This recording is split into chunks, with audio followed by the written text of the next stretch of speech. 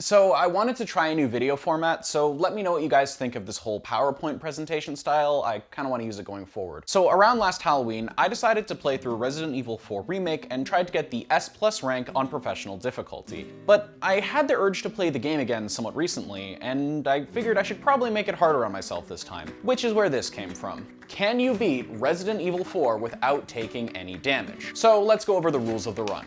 Pretty simply, damageless is straightforward. Any damage to the health bar means I have to reset to my last save. I decided to give myself any number of saves that I wanted, just to make it easier and because I wasn't really going for any rank requirements, and I also decided that any bonus items or weapons that I had acquired on my various runs were totally allowed. This meant that I was able to use the infinite ammo cat ears, the deer antlers, literally anything that I had available to me. I also decided to take on basically everything in the game, so while I didn't necessarily do literally every enemy, I did take on every major encounter that I possibly could. And finally, no infinite rocket launcher. Call me crazy, but I figured having an infinite ammo one-hit kill weapon kinda cheapened the challenge a little bit. Anyway, with all that being said, let's get into it.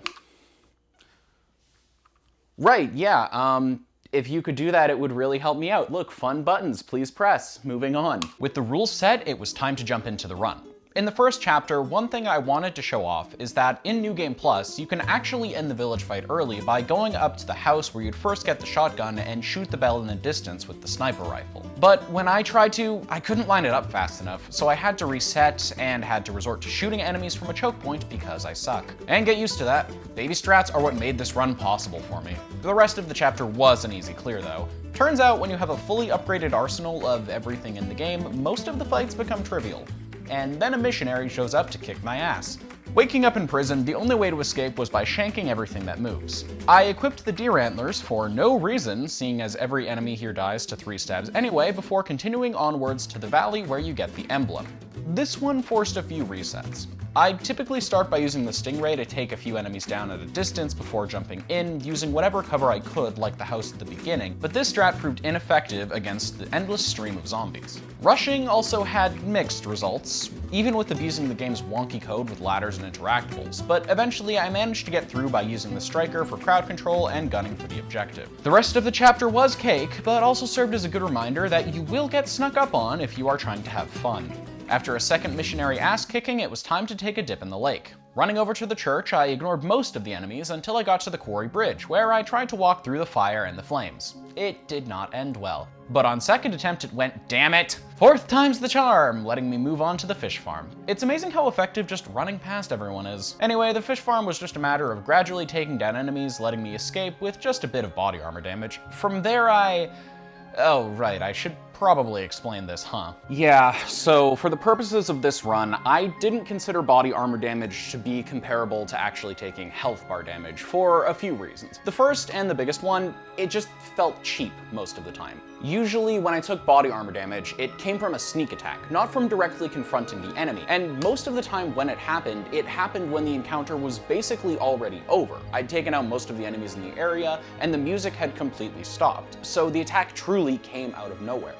But there is a bigger justification for this because a lot of enemies can come out of nowhere in this game, that being the way the game itself treats the body armor. So, as you can see here, damage to the armor is considered separate from the health bar. The two are usually linked, so if you take a hit, you're typically taking both forms of damage, but they're not always linked. While the two are normally connected, if you've got the body armor on and it's not completely destroyed, certain attacks just straight up won't hurt you until such a time as the armor is completely depleted, so the game does treat the two of them as separate sources of damage and as different health bars, essentially. And more to the point, damage could only really be repaired with the merchant. With healing items, you can use them anywhere so long as you have them in your inventory. If you have 10 green herbs, you can use them at any point, but you can only repair the armor with the merchant. And perhaps most importantly, I based this challenge off of the frugalist. Basically, if at any point during the run I took damage and had to use a healing item, it meant I had to reset. But the body armor damage doesn't count towards that, as using healing items doesn't affect your body armor whatsoever. So, as far as I was concerned, using frugalist as a baseline, it was totally valid to take body armor damage. I understand if people find that to be a little bit unsatisfying, because it is a bit of a technicality in the rules, but those are the rules I went with, so that's the run. Anyways, making fish kebabs was just as easy as normal. In Chapter 4, I actually made a mistake. I didn't forget to reset if I took damage or anything, but I should have gone to grab the golden egg in this chapter to make things easier for myself. Still, I was trying to take on every major encounter, so it's fine if you think about it. The enemy encounter was easy, and hey, I actually remembered to grab the church insignia this time. So when I inevitably took damage to the El Gigante fight, I didn't have to shamefully backtrack this time. Speaking of the big lug, I am ashamed to admit I had to reset here. Between the Cobra and the Butterfly, this fight should be over in seconds. Stupid inflated hitboxes. Anyway, off to go rescue a knight. Compared to a first-time playthrough, Chapter 5 is a cakewalk. I went to go set up the Savage Mutt fight, and as with a lot of different things in this run, it is way easier when you have a bigger gun. Then I went into the cabin after getting a quick reminder to not be a hero and just run like a coward. The cabin fight, probably the hardest fight in the game on a fresh save file, is trivial. Granted, fully upgraded weapons do pack a lot of power this early on, but when even the brute can be shredded in just a couple seconds, it's kind of proof that so far I've been on easy street. But that was about to change. Chapter 9 opens with a trek through the quarry, and this one was weirdly inconsistent. Sometimes I was able to run through the area without any of the enemies touching me, while others it seems like I couldn't get a break no matter what I tried. In the end, I think I just got lucky enough to pass without injury. Now, Leon may be a one-woman kind of guy, but I've unfortunately been perpetually stuck at 0, and since misery loves company, the twins had to go. But with the amount of groupies around who just couldn't wait their turn, it took me some time before I was able to get through. I found it best to gun down the sisters with the Cobra, switching to the Magnum after that inevitably ran out, then to focus on running away, taking out enemies as needed. And of course, I couldn't just clear the area once, no, I just had to get hit by a projectile hatchet on my way out too. During the Mendez fight, I messed up my timing the first attempt and had to redo it, but this one wasn't too bad. Cobra him until he's down, fire butterfly shots, and repeat when he gets back up. Walk side by side to avoid burning 2x4s, and finally, we have returned the missionary's favor. Alright, we're about a third of the way through the game, so I guess there can't be that much time left, right? Shit. Yeah, if you hadn't noticed, up till now things have been pretty easy, but that was about to change. I feel like I've said that already. So, fun fact about recording this. The 3 sections of the game were not at all close to each other in terms of length, and by far, the longest one to complete was the castle. Chapter 7 starts with another great excuse to justify body armor damage as separate from health damage. Question: what do you think is the best long-range precision weapon in the game? If you thought it was a rifle of some kind, guess again, because it's medieval catapults that somehow track you down with the precision of a trained sniper. Seriously, even the attempt where I got through successfully, my body armor was almost completely spent. Maybe there's some way to consistently evade the flaming artillery, but I certainly don't know how to. Anyways, once inside the castle, I forgot the first encounter has enemies that spawn behind you and got snuck up on, forcing a reset. And when I went to meet the Garrador in the dungeon, I was honestly just praying the Cobra was enough to take him down before I got Wolverined to death. Next on to Waterhole. And this one proved to be a little difficult. The first time I did it, I just forgot what direction to go and got locked into a corner before getting projectile hatcheted. And on my other 2 attempts, I got snuck up on yet again. 4th time though, I barricaded myself in the bottomest left corner and gradually took down enemies until I could safely lower the bridge, only to run straight back to my coward hole the second any enemies showed up. A truly dignified strategy. The Protect Ashley section is practically a gimme given the armor, but I did make sure to keep out of scope for most of it, considering I've taken damage here before from focusing too hard on my invincible ward. So, Chapter 8 is easy. Like, on paper, this should be the easiest chapter in the entire run, right? I mean, even when I did it for the very first time, I was able to get through it with 20 minutes with no real difficulty. And in a normal run, there isn't really anything big going on. You've got one big enemy encounter, you can skip both of the towers if you have grenades, and the boulder throwing guy, you can usually just tank those. Yeah, I mean, they'll do some decent damage, but with your healing items, you can actually get through it super easily and consistently. Except when you're doing a damageless run. I went through this chapter with the infinite launcher to show off that you can shoot the giant with a rocket to skip his boulder throws before going back to start the chapter legit. Little did I know, I should have just bought a rocket launcher to save myself multiple days of headache. So, full disclosure, I was using a PlayStation controller at this point in my recordings, and it was inconsistent. It would sometimes randomly stop working, it caused my game to lag, it would eat my inputs occasionally. I mention all this because I actually managed to get to the final cannon on one of my first attempts, but I ended up not being able to fire because the game didn't register when I was trying to use it, forcing me to reset and deal with the chapter over and over.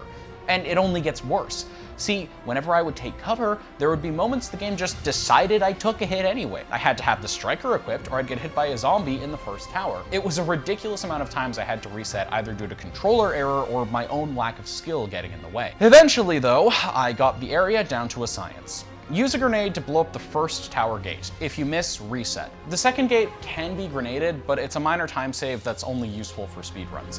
When you get up to the top, wait behind cover and move to the lower level. Cover the half of the bridge with each volley of rocks before moving on to the second tower. From here, I made sure to have the striker equipped to get that zombie I mentioned off me. Then, using either the Stingray or Killer 7, I tried my best to hide behind cover while taking out enemies. This was not consistent and was mostly just peaking when there wasn't a projectile boulder trying to collide with my face, but it was essential to success. Then I moved down, then backwards, taking out enemies on the lower level before heading to the lowest level, and then climbing during breaks and throws.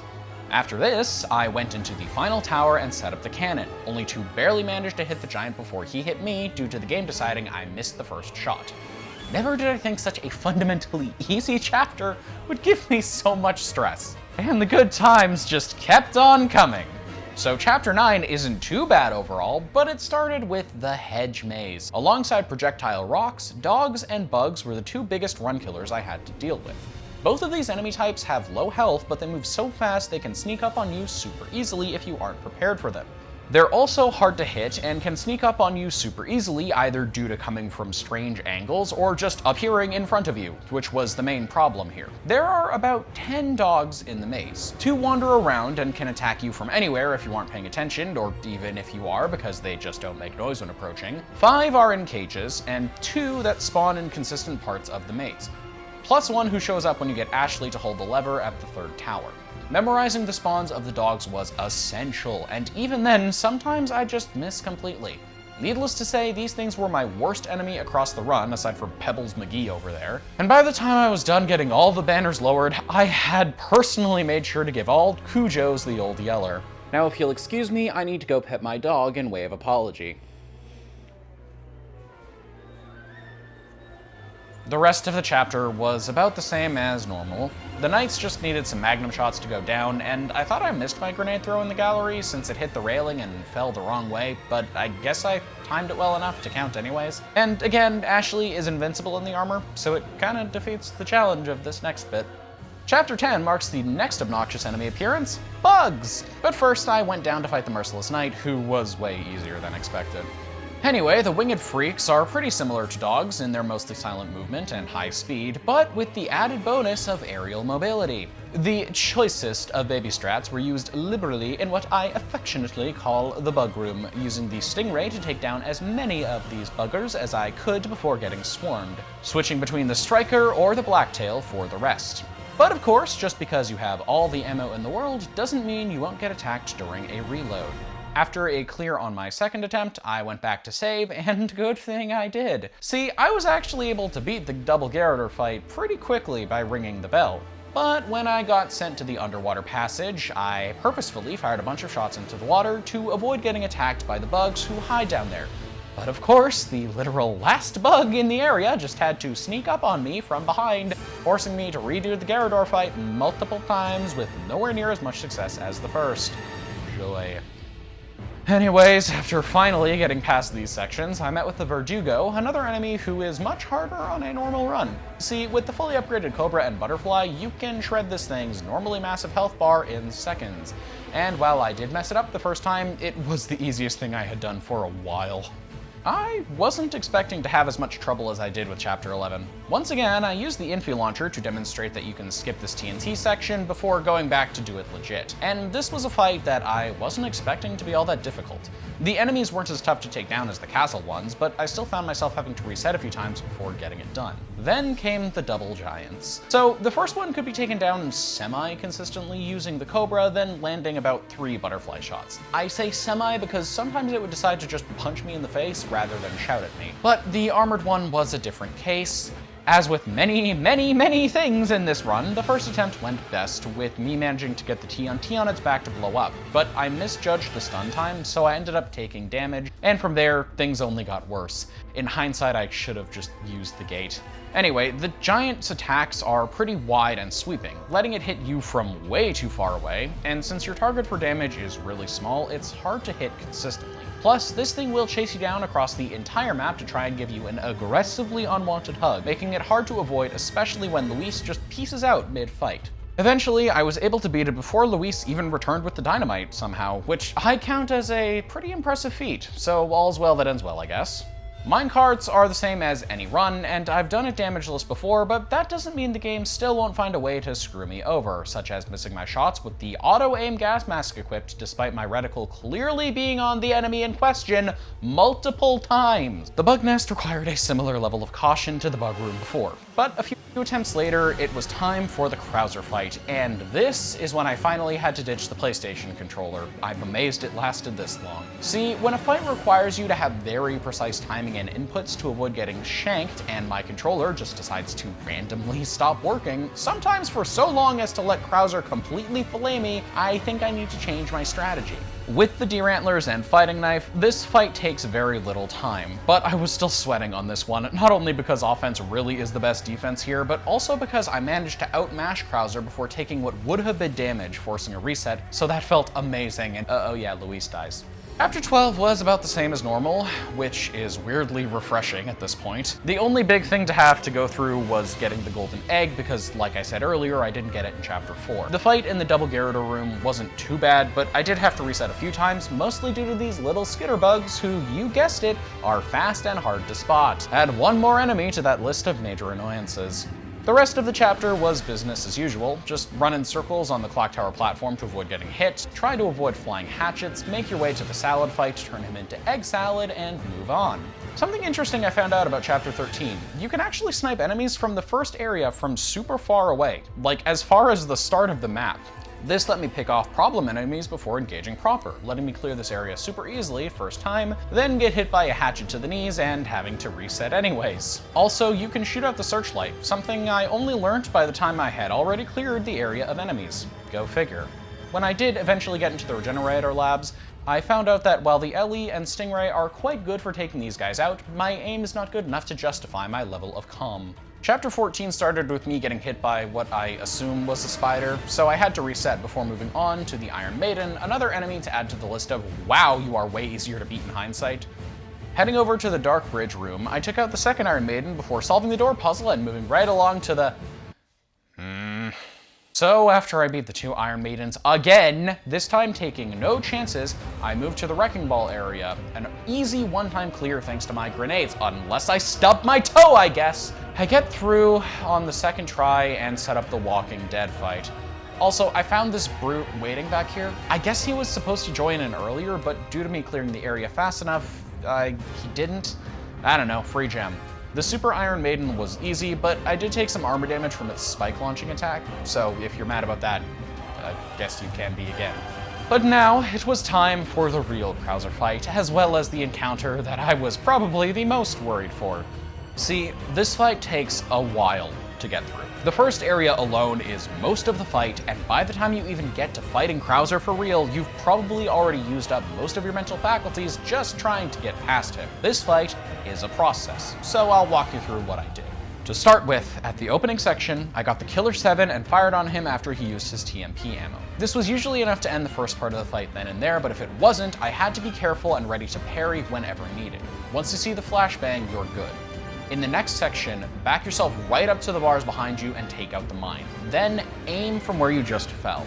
I used a variety of weapons to stall Krauser here, but the most consistent was the Cobra. The Striker and the 7 both worked, but they were seemingly only barely able to stop him. Next, I had the 7 out to shoot Krauser when he jumped in, but if you don't want to shoot, you can just bait the shot and run back.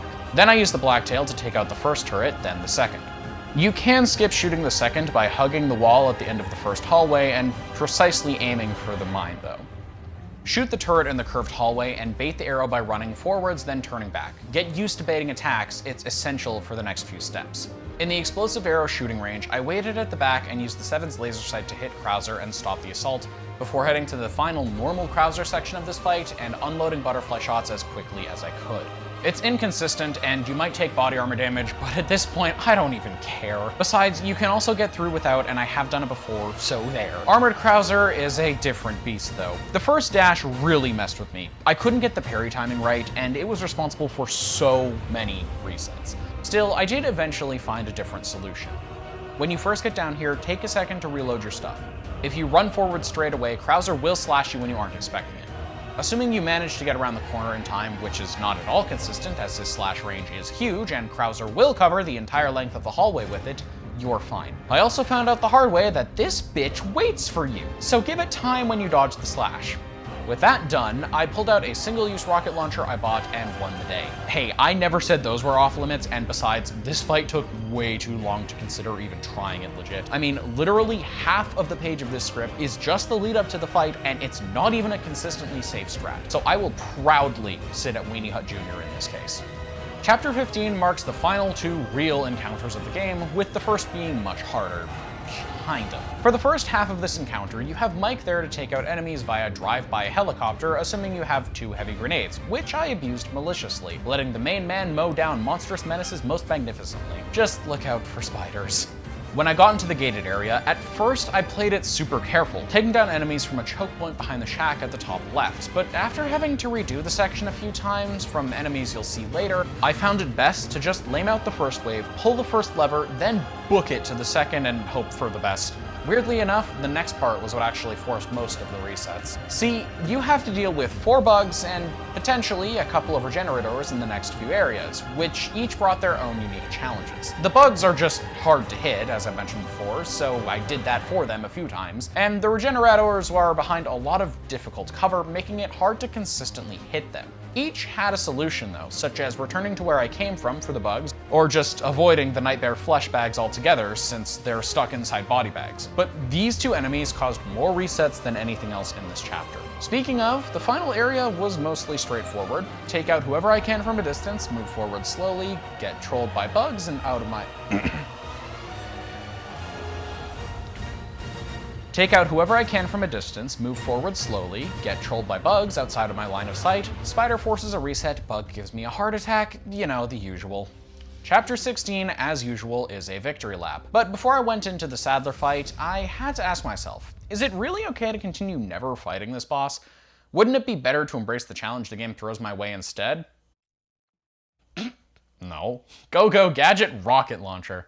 All that was left was the jet ski section, which I'm embarrassed to admit took more attempts than I would like. With the Frugalist achievement acquired, all that was left was to ride off into the sunset and watch as Ada showed me exactly what would happen if I didn't do her campaign next. Wish me luck.